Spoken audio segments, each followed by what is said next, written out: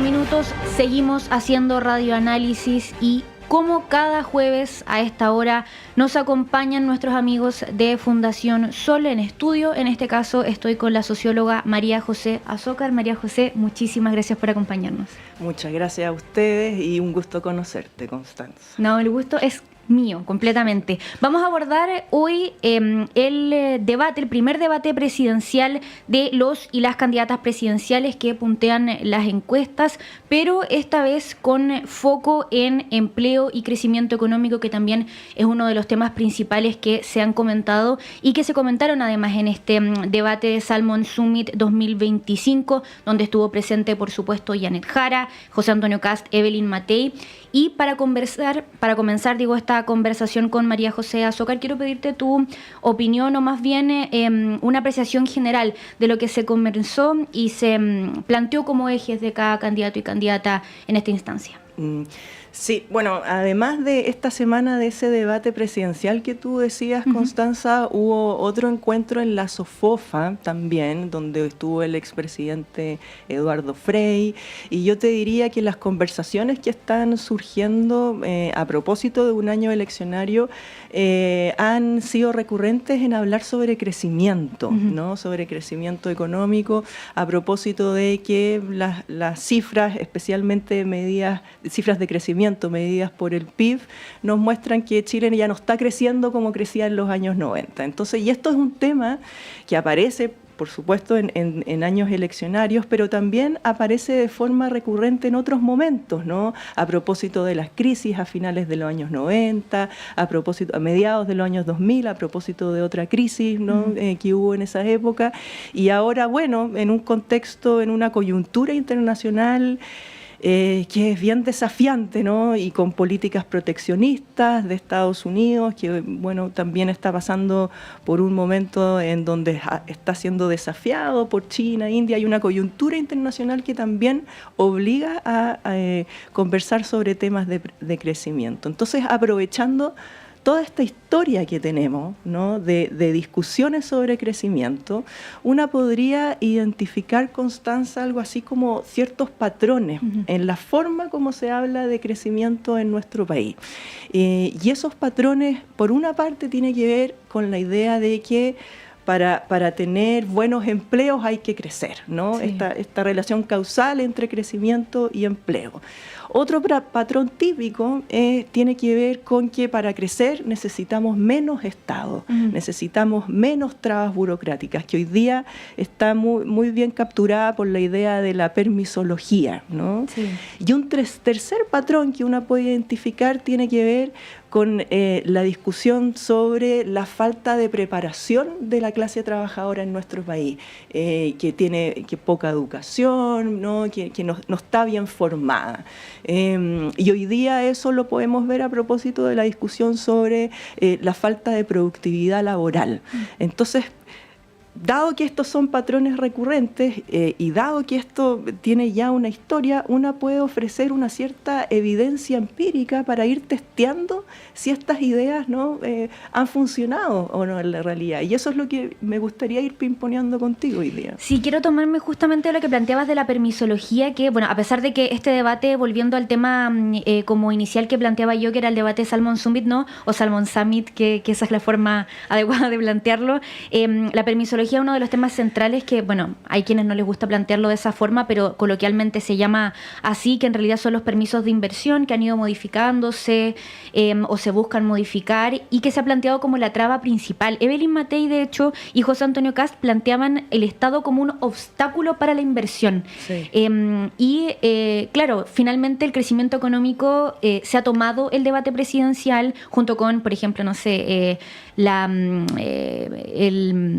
seguridad, que lo conversaban en el panel anteriormente, pero en términos económicos, el crecimiento económico y en específico la permisología, uno de los temas centrales, y en ese sentido se ha hablado también, por ejemplo, de achicar el Estado y cómo el Estado en el fondo es el mismo como quien frena la inversión. Sí. ¿Cómo lo evalúan en ese ámbito? Bueno, eso es un viejo discurso, ¿no? Que se viene construyendo desde hace décadas y que ha sido muy importante en la narrativa que se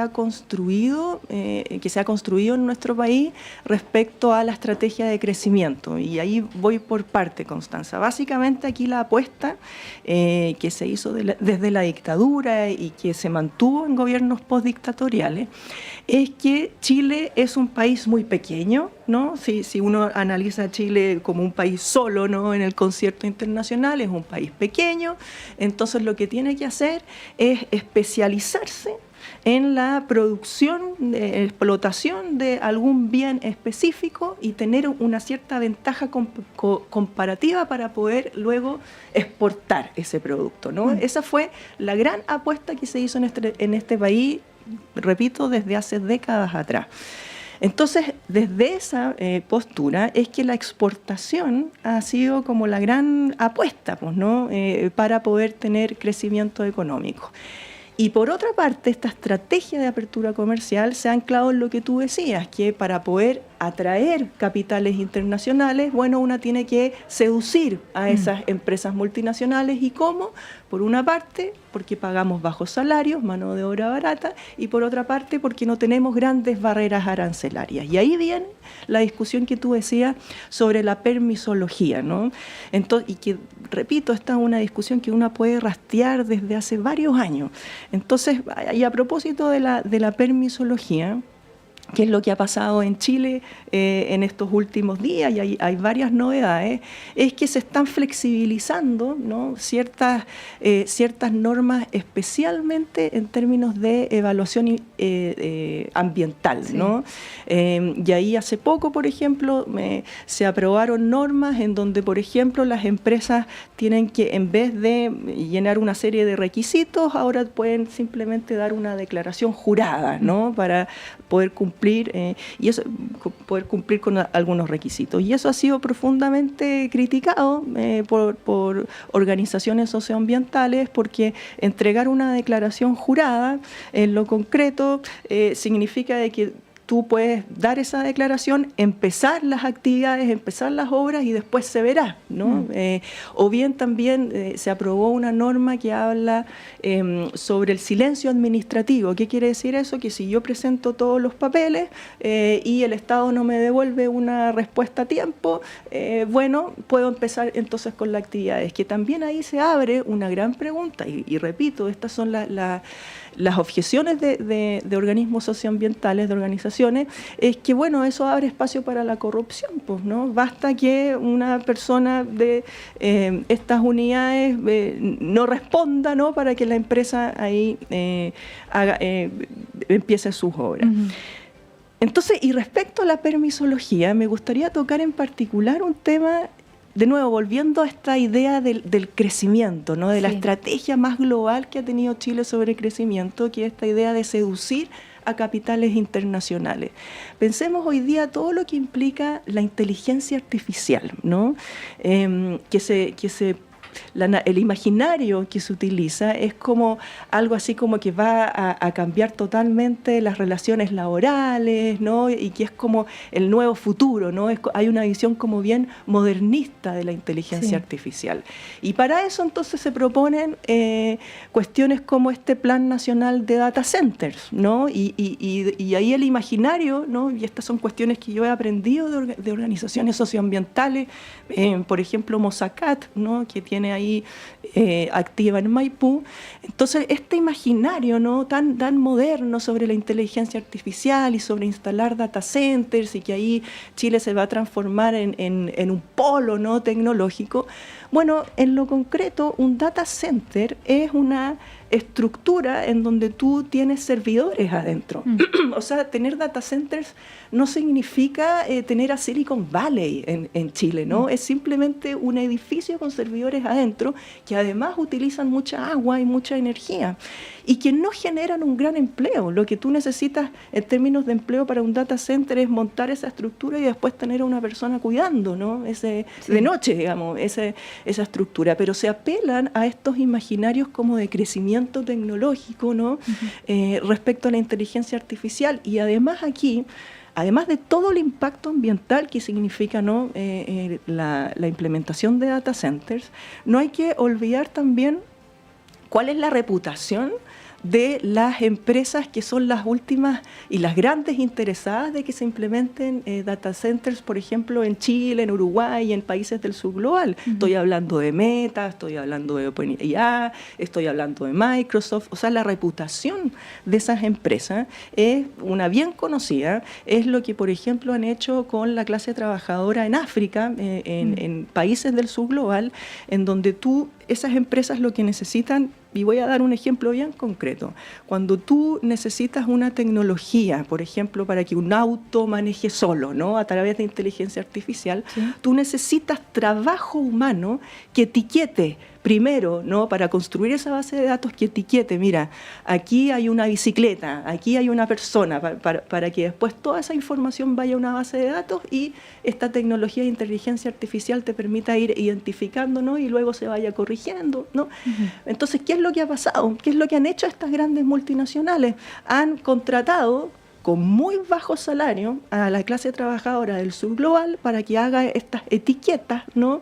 Y que estoy hablando aquí de carreteras, pero también hay que hablar aquí de etiquetas que se ponen, por ejemplo, cuando se quiere identificar actos de violencia sexual, ¿no? O sea, entonces tú tienes una clase trabajadora con malos salarios, y te estoy hablando que se paga centavos de dólar por eso, trabajando mucho, con una salud mental por el suelo, porque están obligadas a ver imágenes, por ejemplo, muy violentas, ¿no? Entonces esa es la reputación de estas empresas multinacionales, y son esas empresas las que, por ejemplo, quieren tener data centers en nuestro país.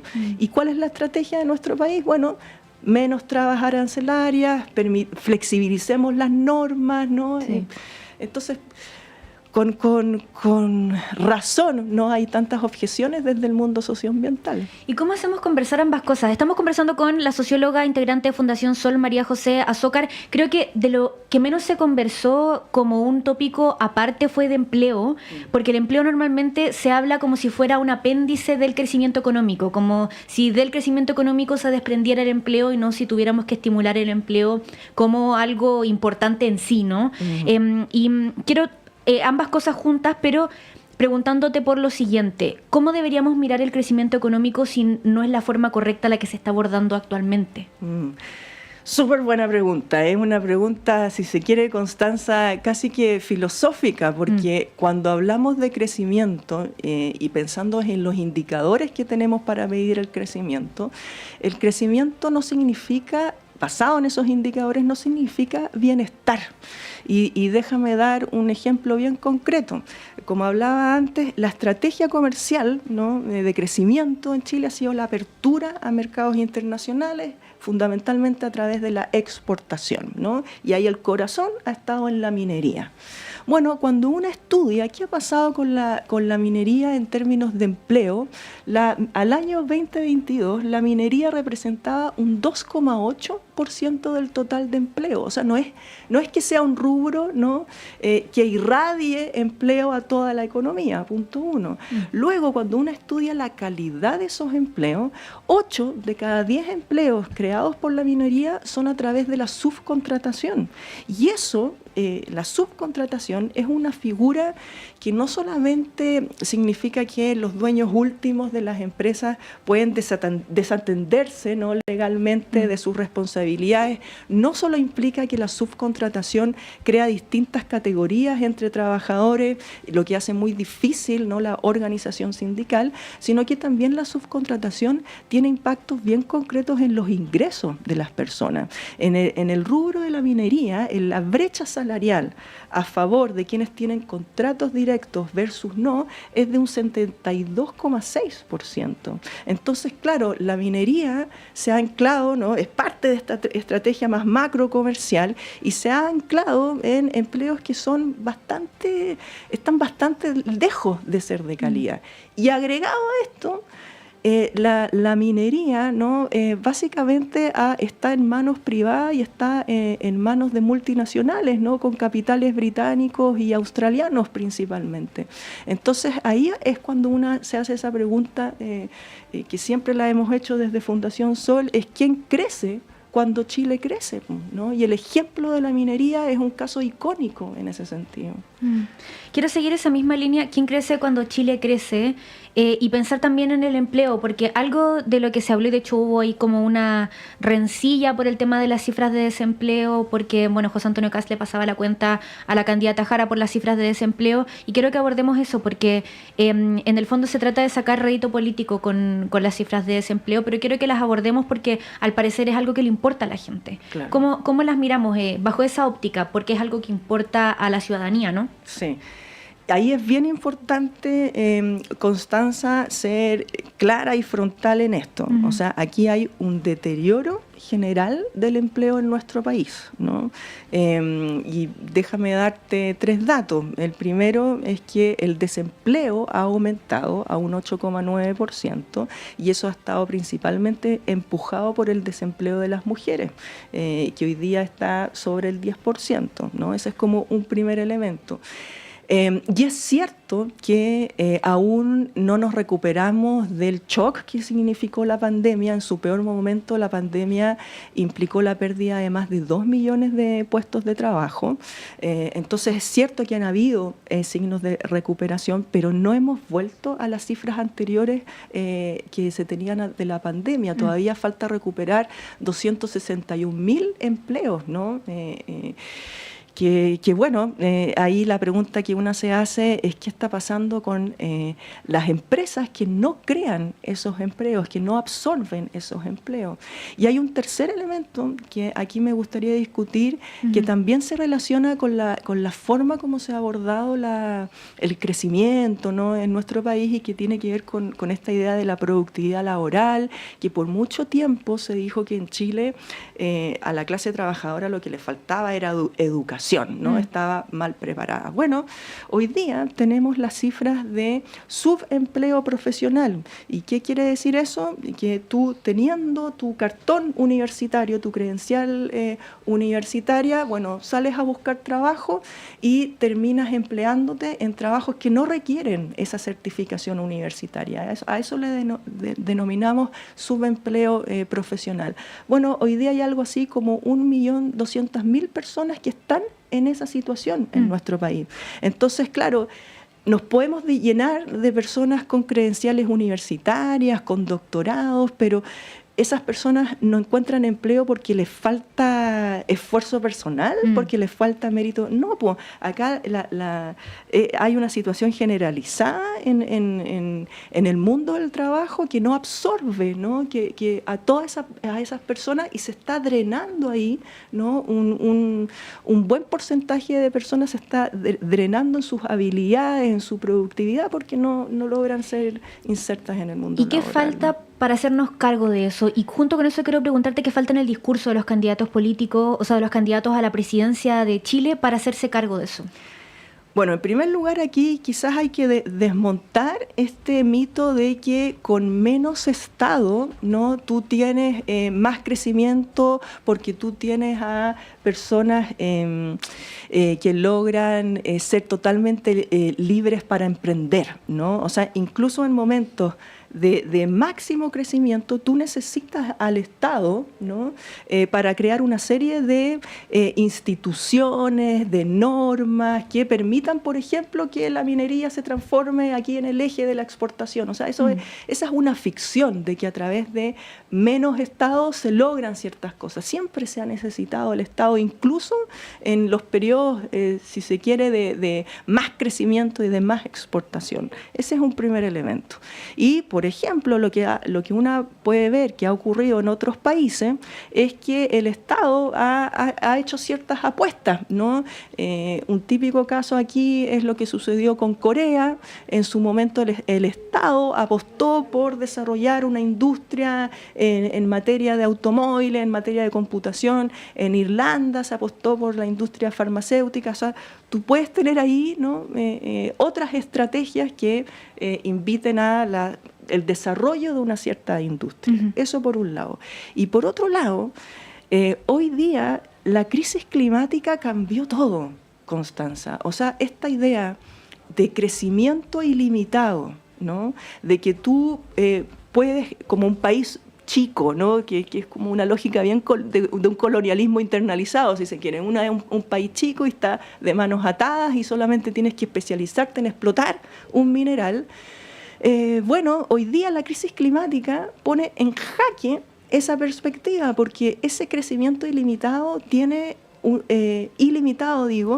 no es posible, ¿no? Es totalmente insostenible. Entonces, por más que aquí se plantee como el desarrollo del litio, ¿no? Como el nuevo El Dorado, ¿no? Eso nos va a llevar hacia el progreso. Bueno, si nos lleva al progreso a través de la explotación de la clase trabajadora, de la contaminación de la naturaleza, ya tenemos la evidencia de qué es lo que pasa. Pues eso se explota un rato, las multinacionales obtienen ganancias, se van y queda aquí el desastre, ¿no? Entonces, pensar el bienestar, quizás hoy día, de la naturaleza, de la especie humana, quizás hay que desanclarlo de estos imaginarios de crecimiento ilimitado y hay que aquí tener otra conversación para hablar de desarrollo, por ejemplo. María José Azócar, muchísimas gracias por acompañarnos esta mañana. Muy buen tema, podríamos haber seguido conversando, pero bueno, los tiempos de la radio son así. Muchas gracias a ti, Constanza, y de nuevo un placer conocerte. No, un placer también. Conversamos esta mañana con la socióloga María José Azócar de Fundación Sol para profundizar en las propuestas de los candidatos y candidatas a la presidencia de Chile, un poquito de lo que están proponiendo respecto a la carrera presidencial, pero específicamente sobre la situación del empleo y el crecimiento económico. Son las 9 de la mañana con 57 minutos, termina así la primera edición de Radioanálisis, pero las invitamos a quedarse en sintonía de Radio Universidad de Chile porque llega Nicolás Rojas y Semáforo a nuestras plataformas, pero si nos sintoniza a través de la red de radios que piensan o también del canal de televisión Uchile TV, acompañen también su programación. Más noticias, recuerde, a las 13 horas con Diana Porras en la segunda edición de Radioanálisis. Nosotros nos reencontramos ya mañana con Claudio, con Patricio, con Montserrat y todo el equipo. Que tenga un muy buen día. El Departamento de Prensa de Radio Universidad de Chile